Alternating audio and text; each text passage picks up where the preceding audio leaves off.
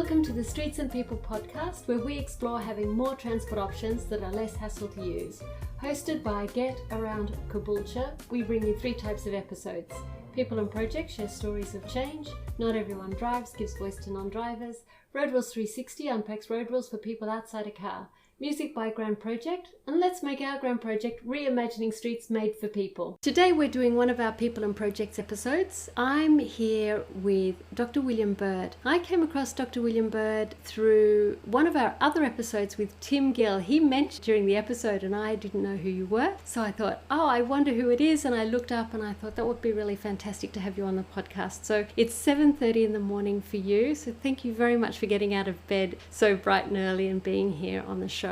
I'm here on Gubbi Gubbi country in Queensland in Caboolture. Whereabouts are you and what is intelligent health and what made you interested in well-being as a medico and then going on to intelligent health? Good evening, Wendy. Real pleasure to be on this podcast. I became a doctor. I don't know why really, because I wasn't going to be a doctor because my dad was a doctor and therefore as I was growing up it was the last thing I wanted to be. But of course I did and I'm very pleased I did. My mum was a naturalist and I put the two together and therefore really my whole career, apart from being a GP, which I still am, I've been a family doctor for 35 years. I have always seen the huge potential of health in places, the place where people live. In fact, I've just got up here an aquarium, and if you have fish in an aquarium and they become ill, the first thing you do is check the water for the nitrites, for the light, for the temperature, for whether there's overcrowding, the right food. And actually, we forget that human beings are also in an environment. And when the environment is sick, we become sick. I think that connection to the place and nature is something that's really gone right through my career for all these years. Whereabouts are you based? Are you in London or? So I'm just outside London in a place called Reading, just north. It's between Henley-on-Thames, which people might know about the regatta and the rowing, and Reading itself. So it's in South Oxfordshire in a little place called Rotherfield Peppard, a small typical village in England. Do you have much of a class disparity there between people who are wealthy and poor? And have you seen that have an effect on people's sense of well-being and access to nature and being able to get around to get all their needs met? Yeah, we do. We have horrendous health disparities here and inequalities in income as well. The UK is probably one of the worst in Europe. It's nothing to be proud of. We've done a lot of research by interviewing people, and we interview whole neighbourhoods and whole towns. So we get thousands of people to answer questions. So we ask them, is this a good place to bring up children? And when you ask them that question, it's the biggest disparity between those people who live in a more affluent area who say, yep, it is, and those people who live in a more deprived area. But interestingly, do you feel optimistic about the future? Do you feel in control of your life? Do you feel you can help out? Do you feel there's lots of things you can do? There's hardly any difference between the two. So it's a place that they hate, but they've got loads to give. Everyone's got loads to give. And we always think that people living in the deprived areas perhaps have got more mental health problems and things. Yeah, they have a bit, but actually the biggest thing is they just hate their place they live in. And in your survey, do you ask for questions? What is it that you would like more of, or what would you like changed? We do, and it's very often safety is one thing. That's probably the most important thing. So people feeling safe, things for the children to do, places to meet, and then obviously clearing up the mess, when there's graffiti or there's other aspects of dog mess and things like that. So they're very typical things, lighting and all of those things which you'd expect. But also there's a other feeling of trust. There's a lack of trust. And there's a big discrepancy on that. Those people living in the more deprived areas compared to other areas just don't trust anyone. In fact, that's the lowest score we have in all the things we ask, is that right across the board, but particularly in those deprived areas, there's a lack of trust that they're going to ask anyone to do anything because they say it's no point because they won't do anything. Whoever you ask, nothing will happen, nothing will change, don't trust anybody. That's where we're trying to say, well, the community can sort it out themselves. Let's get the community to be much more engaged because you can't rely on government. That's the default. The government will do something, and the closer you get to government or the council, whoever it is, that's how you make things happen. What people forget is actually they can make things happen themselves, and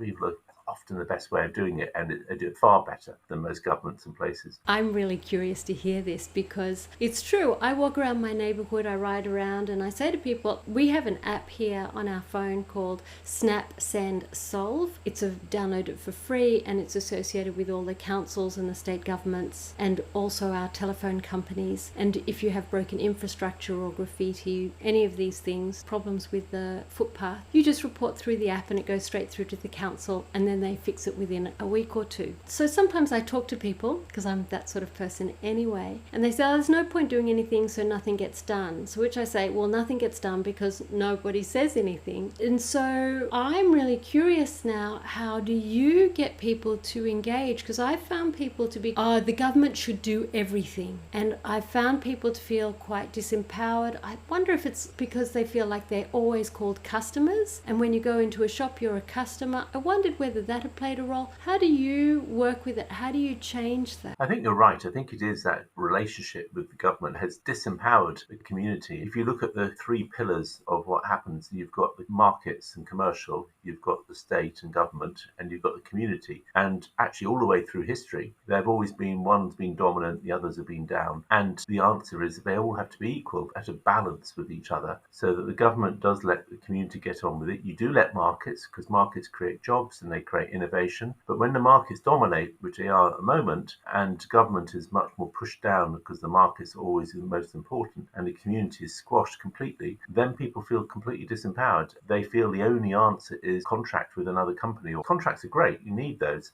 But when they are the only answer, then people have now got into a state where there isn't any infrastructure left in the community. There's nothing built up. And therefore, if there's no connections with people, there's no places for people to meet, there's no organizations anymore, there's no volunteering, then there's no ability to deliver. It's been disempowered, and we're seeing the consequences of it. What we've done now is shrunk the community, and that is never good. The three have to be in balance, and we need to get back again to building those communities up. And you've seen it right across the Western world, and fragmented the communities, and we just need to start to build them up again. And how do you suggest we can build up communities? You have your program in Intelligent Health, so I don't want to derail you from that topic, but you strike me as being a very thoughtful, insightful and kind person who's looked at a lot of social inequity and has thought, how can we engage people more? How can we get more community? How do you get people to engage? I found that very difficult. I think it is difficult, and I think because the status quo has been like this for so long, it's become entrenched in our psyche. You just need one or two generations to have the same status quo, and it's very, very hard because there's no community memory of what it used to be like, where people used to volunteer, used to do all the things. So it has to be a kind of two-way street. So first of all, the council has to be able to let go and has to be able to empower and trust the community, and they do that by listening. And it's not just a listening with a consultation and sending out a load of questionnaires on an app. It's actually rolling up the sleeves and having conversations. It's those conversations that will build relationships, that will also begin to really understand what's needed in a place, what's the real things, and what things can be done quickly, because a quick win can sometimes increase that trust in how things are going. I think that's one of the key things which we need to do, is build that trust of conversations. The other thing that we need to then do is the community side need to feel that they can do these things. They are empowered, it's possible. And again, it's not just getting leaders. Leaders are great, but they're not always representing the needs of the community. They sometimes are the people with the loudest voice. They can sometimes be people who take over. It's networks. It's building up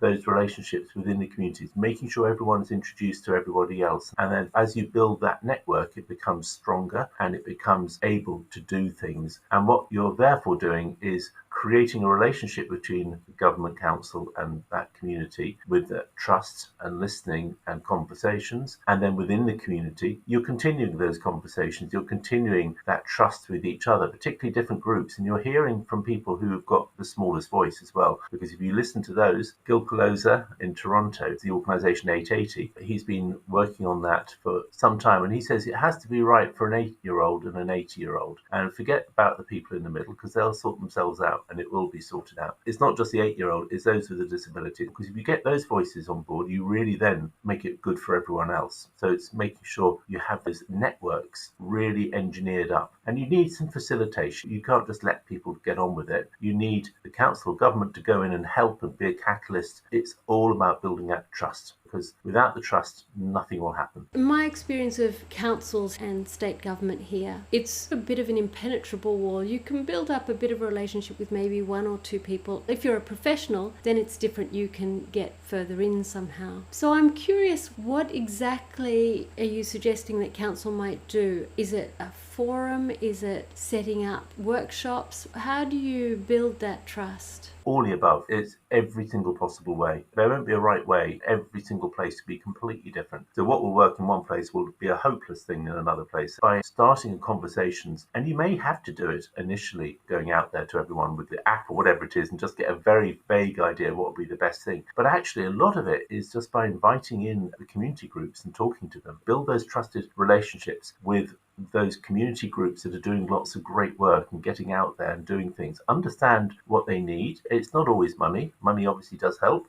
And then having that open conversation so that what you find is councils come in and they've got their arms tightly folded because all they think is everyone's going to want money, but they haven't got any money, so they're going to feel really in a bad position. Nobody talks to anyone because everyone thinks the other person wants something which they don't know about. But actually have that conversation. Okay, it might be money and you may not be able to give it. It doesn't matter. It doesn't mean that you can't have a conversation. As that trust builds up and that understanding of what the needs are, then there are many other ways of helping an organisation other than just giving money. One has to say it's a trust on both sides. The community group's got to trust the council. No, we haven't got any money, so sorry, we can't do that. But let's see what we can do together. And I think that going in with open conversation to those initial community groups who are doing fantastic work, that network will widen and widen. And it is rolling up your sleeves. It is going to the pubs and the clubs and the places. It is going down into the areas, not them coming to the council. They've got to get out there because that gives a sense of trust. As a GP, I used to live in the area where I had my practice. So they knew where my children went to school. They met me in the supermarket. I was completely accessible, but there was a trust. They didn't keep on asking about their leg sore when I was at the meat counter. And you build that trust. Get out. Just start talking. Have these conversations. So much consultations. They're a shift of power. Conversations are two human beings all talking to see what they can sort out. That's very good. That's very useful advice. On Intelligent Health, your website, you have some programs, Beat the Street. Tell me,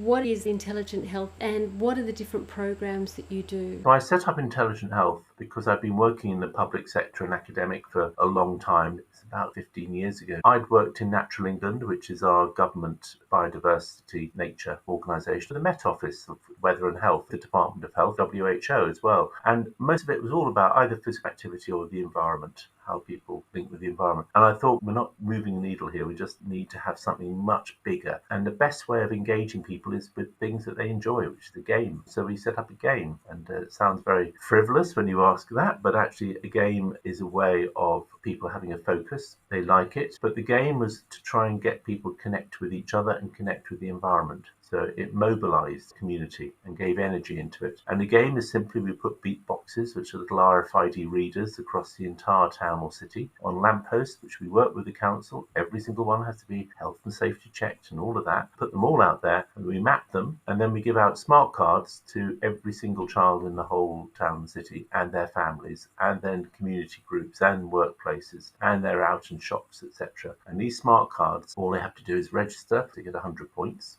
It's part of the game.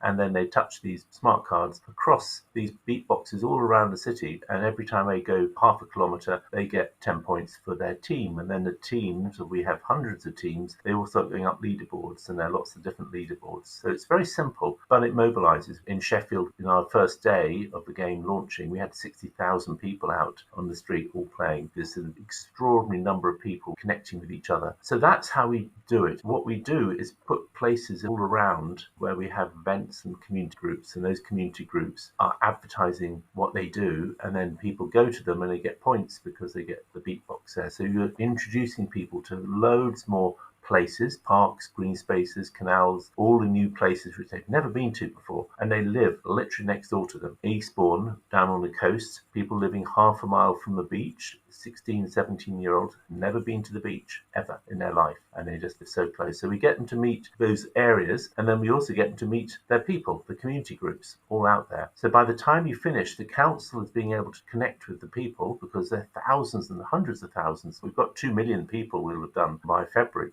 you've energized the whole place. People have all engaged with the place they live in. They love it. They explore it. They get to know it. They go to the new shops. They ditch their car. Not all of them, of course. But we've done traffic cameras with councils to see how the cars have gone down. They've gone down considerably, 10, 20%. It's been written up by the government as a really good case study because children don't want to be letting their side down, letting their school down. So they'll tell their parents, we've got to walk, mum, or go on bike because we've got to get some points. We mustn't go by car. So the parents do this for the 6 weeks. They realise, oh, it's actually been great. But it's not just about children. It's all the different community groups that realise they can go and walk around this place, which they had always driven. So by the time we finish, we have a shift of understanding of that place, a shift of understanding of the community, loads of networks being created, and then sustainability is to maintain that energy through the community groups. We move out quickly. We don't want people to be addicted to the game. We're completely opposite to what normal gamification does. You try and get people addicted. We've got some brilliant people who could make people completely addicted to the game, which is why we use cards and beatboxes. We do have an app.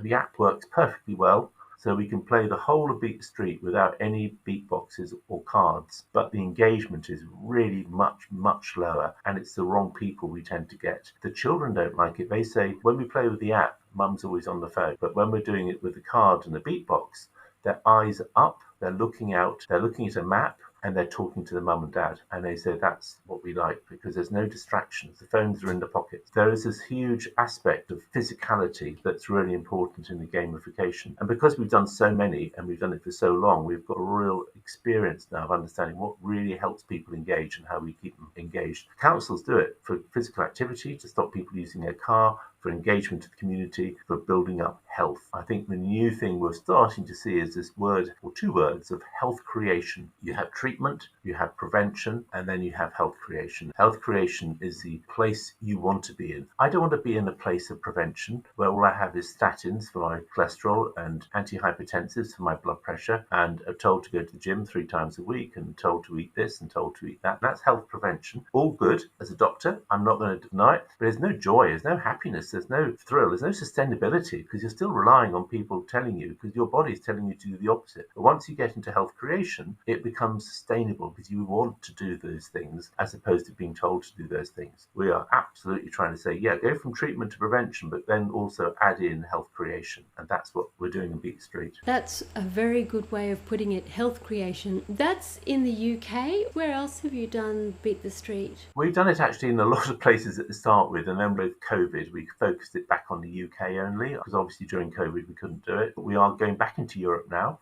and we've got hopefully 4 countries we're going into. We'd love to do it in Australia, we'd love to do it in New Zealand, we'd love to do it in the United States. In fact, anywhere we could do it. It's very, very simple to be shifted anywhere. So that's one of your programs. I saw that you had the Roots Health Academy and Eco Travel. What are those? The Eco Travel is really where we have someone to plant them in the council, and they will help that council work with that person, particularly with schools, to try and shift the behaviour of schools. So it's going into those schools and then working with them. How do you actually get the majority of children to walk to that school? There are play streets as well. There's lots of tools in the box. Obviously, Beat Street has been in that area where you can get that initial impetus, which really does shift that behaviour because you've got a massive culture, because you've got thousands of people all thinking in a different way. So that can help. But that person will be there with the council, and we did it in Wokingham for about 4 years. And it was really shifting that behaviour of schools. And then the Roots Health Academy, I haven't mentioned about the mechanics of health, of why people become ill. One of the things we're doing with Roots is to go to corporates, their workplace. When I say corporates, it also means government organisations as well. And there's been a huge amount of work trying to get people more healthy. So we do that training, but we do it with, I'd like to say, really high quality doctors who really know their stuff, really explaining the why underneath, rather than just saying you've got to change your lifestyle, you've got to do this. We all know about sleep, we all know about physical activity, we all know what we've got to do with the diet, but actually it's the why, what's going on underneath, and why actually some things don't matter, some things do. But then we go into the resilience. What we're doing is we're building that resilience. We've got this resilience matrix because all people really care about in their brain, all their brain is designed to do is to survive. We are just an animal like every other mammal, and we have to feel safe, number one. We have to feel valued, including valuing ourselves, because that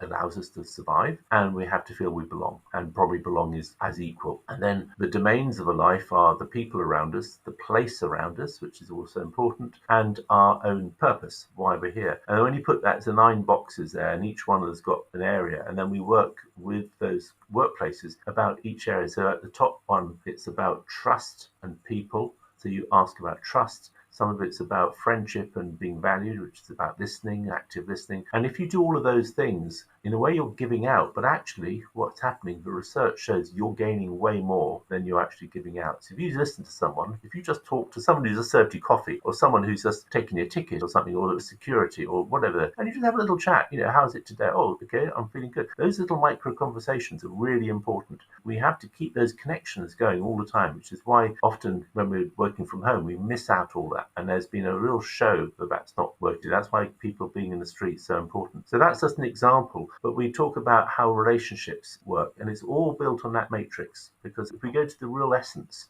of being safe, feeling valued, and feeling you belong, you really will solve pretty much everything. And if you don't do that, you get chronic stress. And chronic stress is the shift from acute stress. We need some stress in our life, otherwise we don't have any motivation. But when it goes to chronic stress, then everything changes. Your body completely changes and you get damage at cellular level, and that leads to every single disease. And they now think that pretty much all mental health diseases, all diabetes, all heart disease, all arthritis, all inflammatory bowel diseases, pretty much all the autoimmune diseases, including cancer, dementia, depression, anxiety, is all caused by the chronic stress leading to chronic inflammation, and chronic inflammation causing troubles with your mitochondria, which are parts of your cell. There's a pathway from feeling stressed constantly to disease, and it's becoming stronger and stronger and stronger as more research comes out. And a place is there to make you feel safe and valued and belong, and that's what we have to do. Is if you feel a chronic stress of a traffic, lots of noise, no nature, all of those things, and you have that chronic stress and you live in it day in, day out, you will live a shorter life, no question. Your body is wearing out, and it's the mechanics and molecular side, and explaining this into the roots, explaining this, and I'd love to do that in communities as well, of training people to understand. This is all the latest science from the biggest studies and the biggest universities coming out. Chronic stress is the big epidemic we've got in this country, and in fact this world. And that's one of the areas we have to first of all deal with. Relationships is another, and get people connected together, and stop advertising and governments frightening everyone or making them feel inadequate to get them to buy the product or to listen to the government, which puts people's values down. So literally every single one of those pillars is being eroded. We don't feel safe, we don't feel valued, and we don't feel we really belong because we're all isolated. No wonder we're in a bit of a pickle. Yeah, that's very interesting. But I'll go to the school drop-off. You mentioned, I think, Wokingham, where you really shifted the figures on children riding bikes to school, because here 85% of children now are dropped off by car to school. I think it's something like that. When you work with Wokingham School, was it that bad? I can't remember the figures. We do ask about independence. Age 8, what can you do? What are you allowed to do? We found that it's a U-shaped curve. The two extremes are children who are out there being independent. And the extremes are, one end is the most affluent and the other end is the most deprived. And they both are independent for different reasons. The affluent one is probably a loving family, supportive, getting a child to be more independent and getting them to understand that they should be doing things on their own, but there's a huge amount of support behind them. The more deprived children are kind of left to get on with it themselves, and they don't like it. They feel really unsafe because we interviewed them. So they're independent, but not in a good way. They're independent by almost being pushed out, and it's normally not a bike they go onto, it's normally walking because they don't own a bike. And so the bike ownership in the more deprived areas is much, much lower than in the affluent. And in the middle are the parents who are holding onto their children really closely and not wanting them to be out on their own because they don't think that's being a good parent. It's judged as not being a good parent. At the school gate, you'll be looked at with critique if you are allowing your child to be independent too early, or people perceive to be too early.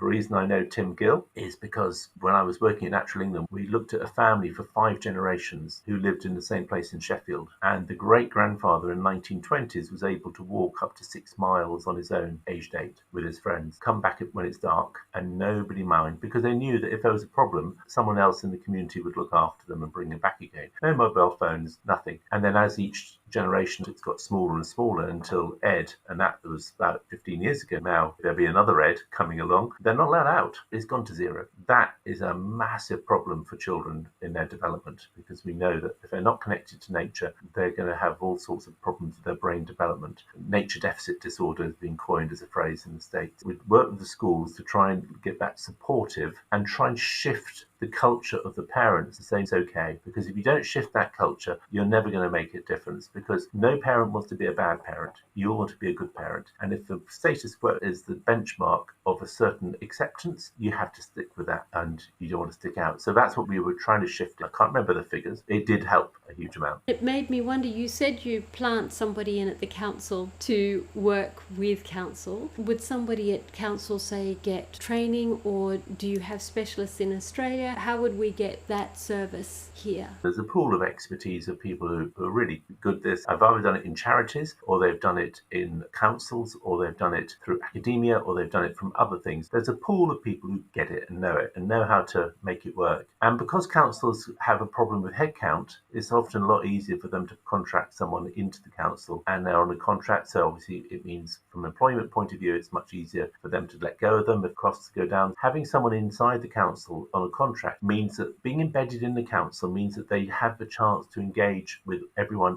in that office. You talk to them, and their expertise diffuses out to the rest of the council in that team, and the transport team. And that's why I think it's really important to have someone planted in. The council could employ someone, and that's fine. But actually, sometimes it's a bit easier if they are on a contract. Start with 6 months, because that person can then come out, and the council now have been trained up. They've got the understanding of how one does this, and you've upskilled a whole council, not through training, but with that diffusion of knowledge that's come through and a different way of looking at things. And I think if we're really trying to influence councils, if they're up for it and they've got some money, that is the best ways you can do it. And so you have the program in the UK. So my local council's here in Australia.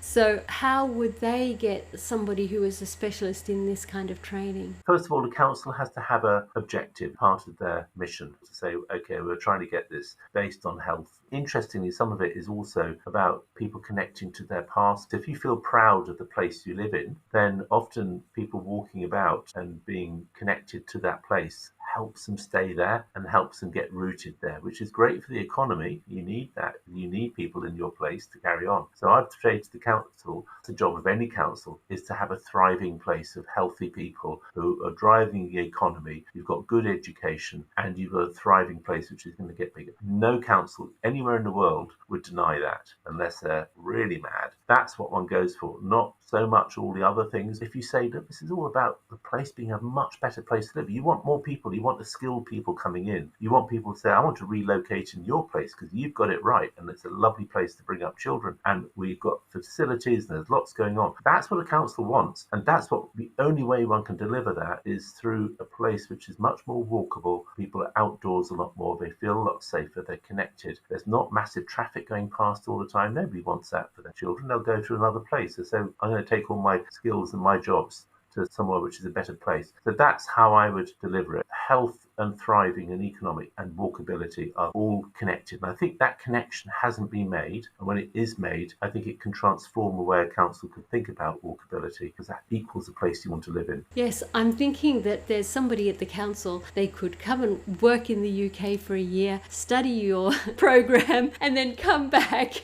We'd be very happy to take you. We'd be very happy to come out as well and help any council to do all of this, because we all want better places to live, and councils want to be covered in glory, and we can cover you in glory. We've talked about what council can do. If somebody's in the local community, I've got a friend, she's got 2 small kids, very low time, very low money, feeling quite stretched by life. What is something that she can do to make a change in her community? Have a coffee with someone in a similar situation and have a chat. What would be the best thing we could do in this place? And when they've had a chat and they've agreed, they bring a third person in and they say, we've had this chat, we think we should be doing this. And the other person says, yeah, that sounds great. Yeah, that's exactly what we need. And then they get to a fourth person. By the time you get to about 6 or 7 people, you might be able to start doing a few of those things yourselves. Not many of them, because you've got no money, you've got no time, but there are 1 or 2 things you could start doing. You don't start writing to your council and put a petition, because you're not going to get very far. You just do it yourself.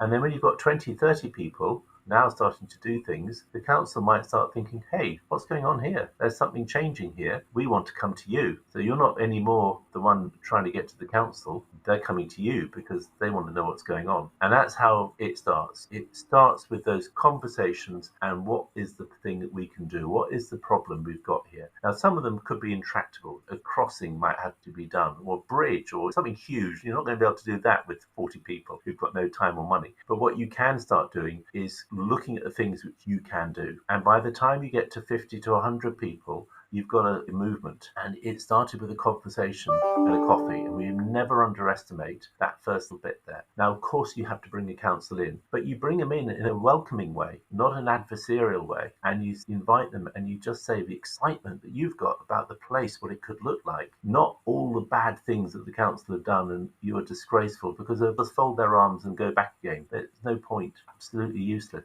You're working together and you only get the council or government or whoever it is, get them excited and see where you go. If they don't want to follow, you don't need them. Push them away, carry on, get bigger and bigger, and then till they can't ignore you anymore. You might say, this is all fairyland. Well, it's not. That's how most of the things have happened. And what we mistake is that we constantly feel we've got to push harder and harder at the council, get more angry at them, get more demonstrations. Yes, you do have to do that sometimes. And sometimes you have to do the velvet glove and you have to push at the same time. But what you have to all have is a vision. You've got to have a vision of what do you want this place to look like? What would be the thing that you're all trying to get to? And once you've got that common vision, which the council agree with, you agree with, everyone agrees with, then everything becomes aligned. And it takes time because there's been no trust to start with, probably none at all. That trust is built up by lots and lots of conversation. It could take a year, it could take 2 years, it could take 5 years, but it doesn't matter because you've got to start somewhere and you've got to build it at that speed and not be too impatient if it doesn't happen. Well, that's the new way we should be getting things done in communities. That's fantastic advice. I'm going to take that one up and not worry about my friend. I'm going to do it myself.